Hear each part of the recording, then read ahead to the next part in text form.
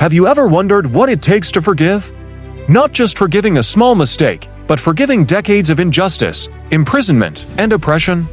Today, we're diving into the incredible story of a man who did just that, and in doing so, changed the course of a nation. This is the story of Nelson Mandela. Our story begins in a South Africa deeply divided by apartheid, a brutal system of racial segregation. Black South Africans were denied basic human rights, forced into separate, inferior communities, and stripped of their dignity. It was a world of profound inequality and injustice. In this world, a young lawyer named Nelson Mandela rose to become a leading voice in the African National Congress, or ANC. He initially advocated for nonviolent protest, inspired by leaders like Mahatma Gandhi. But as the government's response grew more violent, Mandela and the ANC's stance began to shift. The turning point was the Sharpeville massacre in 1960, where police opened fire on peaceful protesters, killing 69 people. This event convinced Mandela that peaceful resistance alone was not enough. He co-founded the armed wing of the ANC, Umkhonto we Sizwe, or Spear of the Nation. This wasn't a call for widespread violence, but for targeted sabotage against government infrastructure, aiming to pressure the regime without causing loss of life. However, his actions led to his arrest. In 1964, at the Rivonia trial, Mandela and his comrades were charged with sabotage. He faced the death penalty. In the courtroom, he delivered one of the most powerful speeches of the 20th century. He concluded with words that would echo through history. "I have fought against white domination, and I have fought against black domination. I have cherished the ideal of a democratic and free society in which all persons live together in harmony and with equal opportunities. It is an ideal which I hope to live for and to achieve. But if needs be, it is an ideal for which I am prepared to die." He was spared the death penalty, but was sentenced to life in prison. He was sent to the notorious Robben Island, a barren rock in the middle of the cold Atlantic. Here, he would spend the next 18 years. Life on Robben Island was designed to break the human spirit. Prisoners performed hard labor in a lime quarry, the bright glare of the stone permanently damaging Mandela's eyesight. They slept on thin mats on cold concrete floors. Communication with the outside world was severely restricted. Yet, in this desolate place, something extraordinary happened. Robben Island became a university. Mandela and other political prisoners educated each other. They debated politics, history, and philosophy. They smuggled in books and shared knowledge.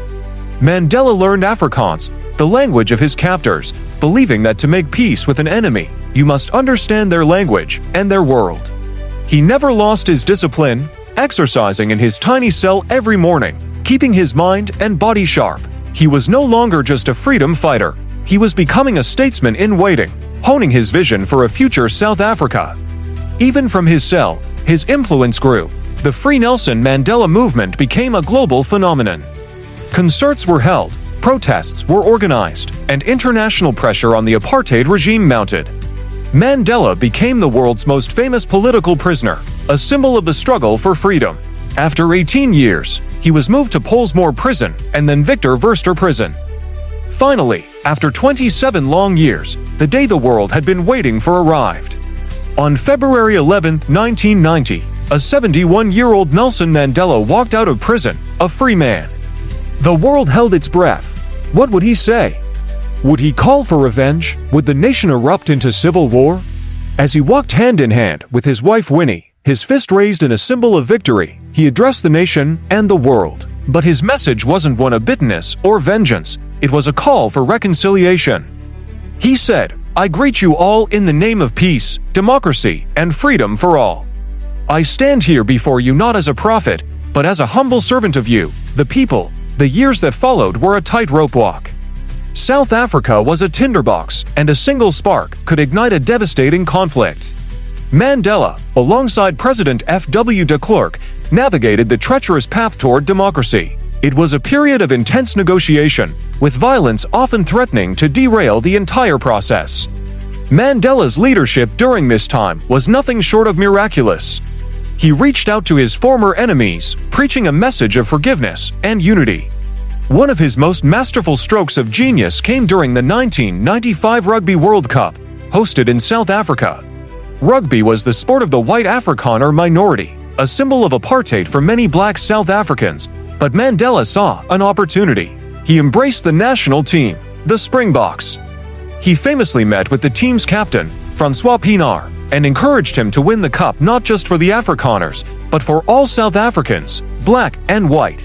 When South Africa reached the final against New Zealand, Mandela walked onto the field wearing a Springbok jersey with Pienaar's number on the back. The crowd, overwhelmingly white, erupted in a chant of "Nelson, Nelson." In that moment, the sport that once divided a nation became a powerful force for unity. When the Springboks won the tournament in a thrilling final, it was more than just a sporting victory. It was a victory for the Rainbow Nation, a term coined by Archbishop Desmond Tutu to describe a post-apartheid South Africa united in its diversity. In 1994, South Africa held its first-ever multiracial democratic election. Millions of black South Africans, who had never been allowed to vote before, stood in line for hours to cast their ballots.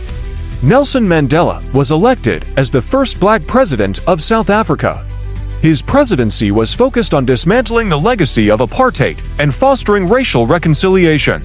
He established the Truth and Reconciliation Commission, a court-like body where victims of gross human rights abuses could give statements and perpetrators of violence could give testimony and request amnesty from prosecution. It was a painful, difficult process, but it was a crucial step in healing the nation's wounds. Mandela served one term as president, stepping down in 1999, believing that it was important for the country's new democracy to see a peaceful transition of power. Even in retirement, he continued to be a global advocate for peace, human rights, and social justice. Nelson Mandela's journey from a political prisoner to a president, from a freedom fighter to a global icon of peace, is a testament to the power of forgiveness, resilience, and unwavering belief in a better future. He spent 27 years in prison, but he never allowed his heart to become a prison of hatred. Instead, he emerged with a vision of a united, reconciled nation. He taught the world that true leadership isn't about power or retribution. It's about service, humility, and the courage to forgive. His legacy is not just a story from the past. It's a timeless lesson for all of us, a reminder that even in the face of the darkest divisions, unity and peace are always possible. Thank you for joining us on this journey through the life of a true giant of history. If you found this story as inspiring as we do, please hit that like button and subscribe for more stories of incredible people who changed our world. See you next time.